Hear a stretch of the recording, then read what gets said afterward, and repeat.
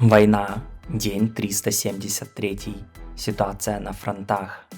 Вчера в Брянской области произошли столкновения между ФСБ РФ и, как заявляется, российским добровольческим корпусом, которые, впрочем, тоже могут быть теми же ФСБ РФ, учитывая тот факт, что вроде как были бои, но о потерях ни с одной из сторон неизвестно. Совершенно ясно одно, что происходящее в Брянской области – это внутренние дела РФ.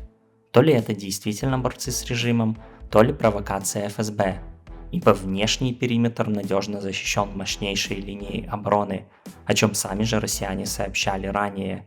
Через данные пирамидки муха не пролетит, куда уж там каким-то ДРГ. Воздух. Байпол опубликовали кадры пролета дрона на белорусском военном аэродроме и его посадки на российский самолет ДРЛО А-50.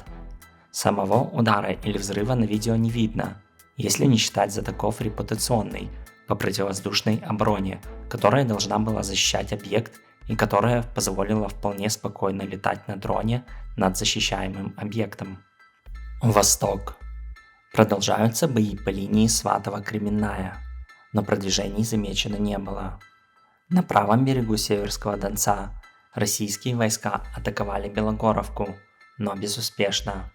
За последние дни ситуация в Бахмуте для украинских защитников значительно осложнилась. Россияне сосредоточили основные усилия не на лобовых атаках укрепленного города, а на его окружении, в чем достигли значительных успехов, и после захвата Ягодного продвинулись вдоль северного ставка, на расстояние выстрела к последнему маршруту снабжения Бахмута с Часового Яра. Российские войска используют тактику непрерывного штурма малыми пехотными группами при поддержке артиллерии и авиации. Для своего продвижения российская пехота использует рельеф местности и старается двигаться вдоль посадок или балок. Таким образом, ей удается подбираться к украинским позициям незамеченными. На данный момент коридор из Бахмута между смыкающимися российскими клешнями остается всего 5 километров, что уже является оперативным окружением. Остается вопрос, какую тактику выберет украинское командование. Отступление из Бахмута, что тоже в сложившихся условиях достаточно рискованно, или же решит бросить силы на контратаку, которые на данный момент остаются в резерве, видимо для более широкомасштабной операции. Дальше бои в районе Авдеевки, где танки 53-й механизированной бригады отразили атаку россиян со стороны Водяного. Появилась информация, что за месяц боев под Угледаром россияне потеряли 137 единиц техники, среди которых 57 танков и 69 БМП. Бои там продолжаются, но продвижения не зафиксированы. Прошлой ночью россияне нанесли ракетный удар по жилому дому в Запорожье, где убили по меньшей мере 4 мирных жителя.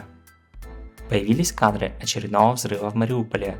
Взрывы стали там регулярны, и тут любопытно, что именно становится их причиной, так как известные имеющиеся снаряды для Хаймарс туда не достают.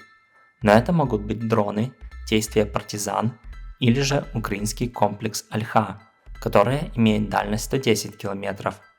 А быть может, это и поставленные Западом снаряды увеличенной дальности. Спасибо за просмотр, буду благодарен поддержке видео лайками, адекватными комментариями. Также подписывайтесь, это тоже помогает продвигать канал и видео.